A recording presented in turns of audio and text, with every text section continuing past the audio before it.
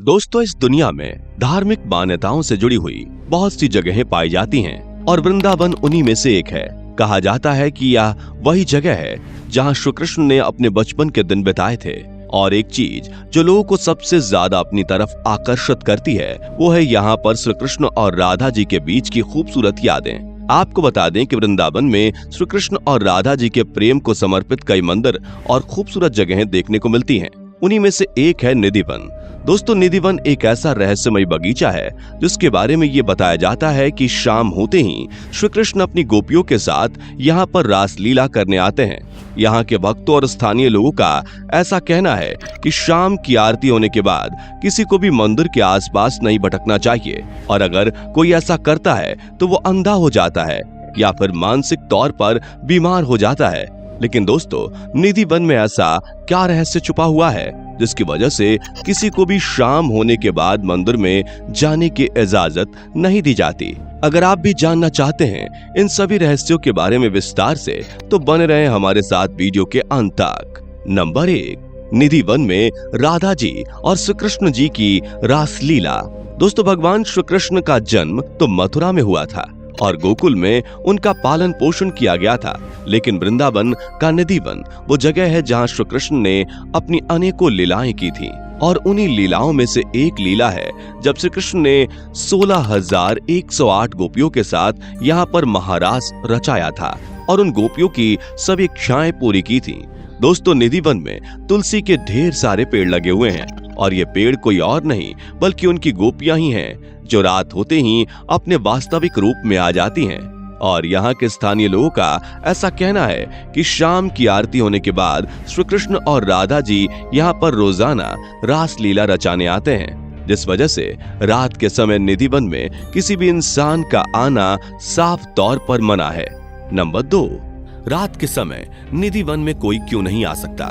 दोस्तों, वैसे तो हमारे भारत में कई मंदिर और तीर्थ स्थल श्री कृष्ण को समर्पित हैं, जिनमें आप जब चाहे दर्शन करने जा सकते हैं। लेकिन निधिवन में श्री कृष्ण का एकमात्र ऐसा मंदिर है जहां पर आप रात के समय बिल्कुल भी नहीं रह सकते, क्योंकि ऐसा बताया जाता है कि रात के समय श्री कृष्ण अपनी गोपियों के साथ यहाँ रास लीला रचाते हैं और जो कोई भी इस लीला को अपनी आंखों से देख लेता है वो या तो अंधा हो जाता है या फिर मानसिक तौर पर बीमार हो जाता है और 2 या 3 दिन के भीतर ही उस इंसान की मौत हो जाती है। इस बारे में कहा जाता है कि किसी भी इंसान में इतनी शक्ति ही नहीं होती कि वो श्री कृष्ण और उनकी गोपियों को साक्षात रास लीला करते हुए देख सके। इसलिए शाम होते ही इंसान तो इंसान, यहाँ मौजूद जानवर और पक्षी भी इस मंदिर के आसपास तक नहीं भटकते। नंबर 3, रोजाना खत्म हो जाता है प्रसाद।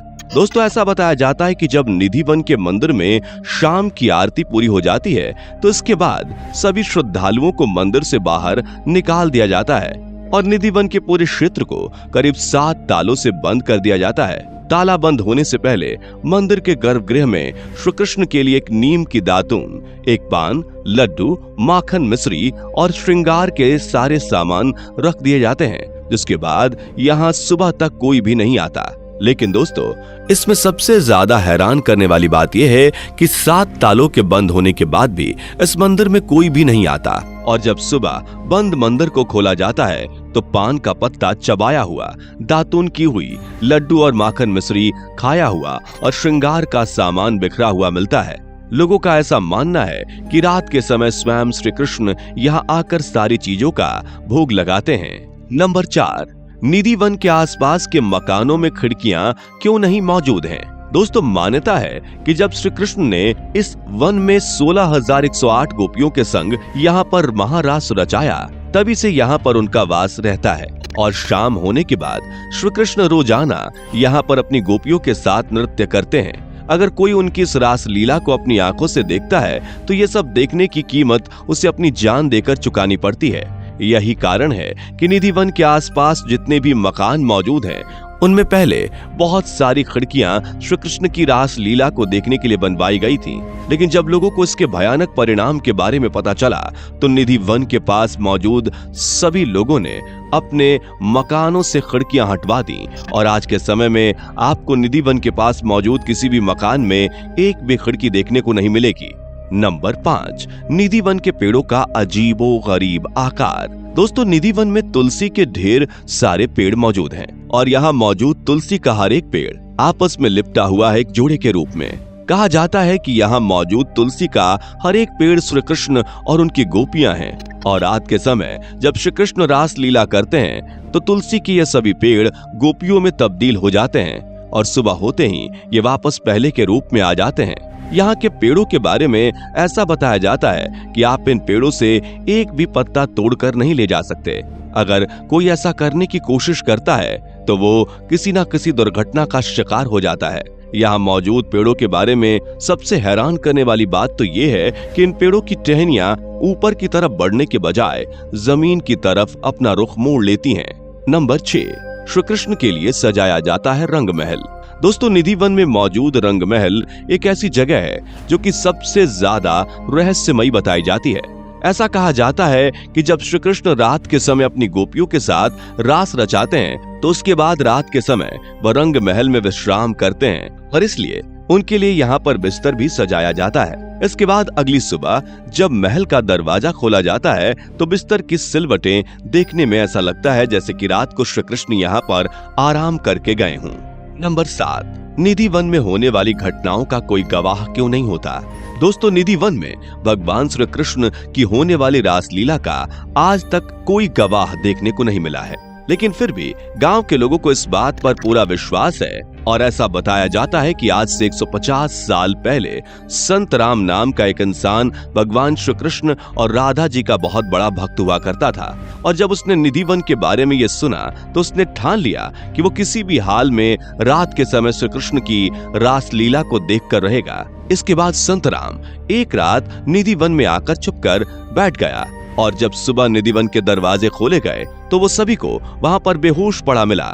इसके बाद जब संत राम को होश आया तो सभी ने देखा कि वो अपना मानसिक संतुलन खो चुका है, जिसके बाद सभी लोगों ने ये जान लिया कि जरूर इस इंसान ने यहाँ पर चोरी से रात में छुपने की कोशिश की है।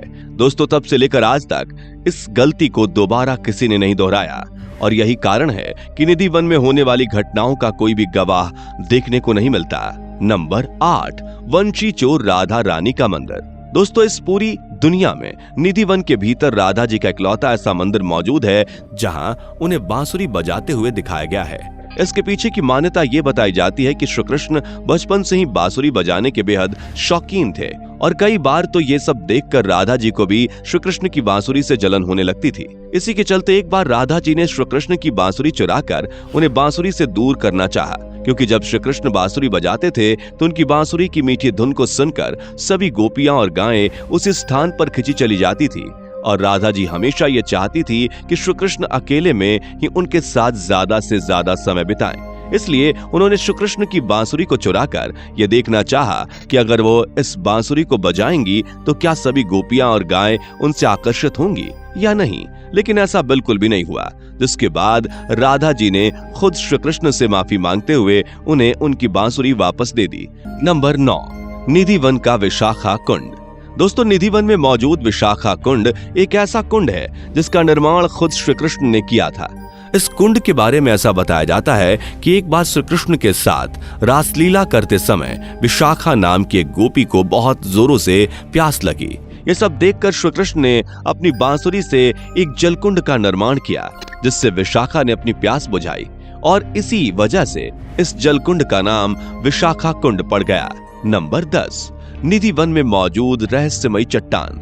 दोस्तों, निधिवन में एक ऐसी चट्टान पाई जाती है जिसमें स्वयं श्री कृष्ण के पैरों के निशान बने हुए हैं। इस चट्टान के बारे में ऐसा बताया जाता है कि जब बचपन में एक बार श्री कृष्ण अपने दोस्तों के साथ लुका छुपी खेल रहे थे तो वो खेल खेल में छिपने के लिए एक पहाड़ पर जाकर छुप गए थे और बांसुरी बजाने लगे थे। कहा जाता है कि श्री कृष्ण की बांसुरी की मीठी धुन सुनने के बाद पहाड़ पिघलकर एक चट्टान में तब्दील हो गया था और उस चट्टान पर आज भी श्री कृष्ण के पैरों की छाप पाई जाती है। वैसे दोस्तों, कमेंट करके बताइए कि इस वीडियो को देखने से पहले क्या आपको निधिवन के इन रहस्यों के बारे में पता था या नहीं। जाने से पहले वीडियो को लाइक शेयर जरूर करें और ऐसी और वीडियोस के लिए इस चैनल को सब्सक्राइब करके बेल नोटिफिकेशन को भी जरूर ऑन कर लें। धन्यवाद।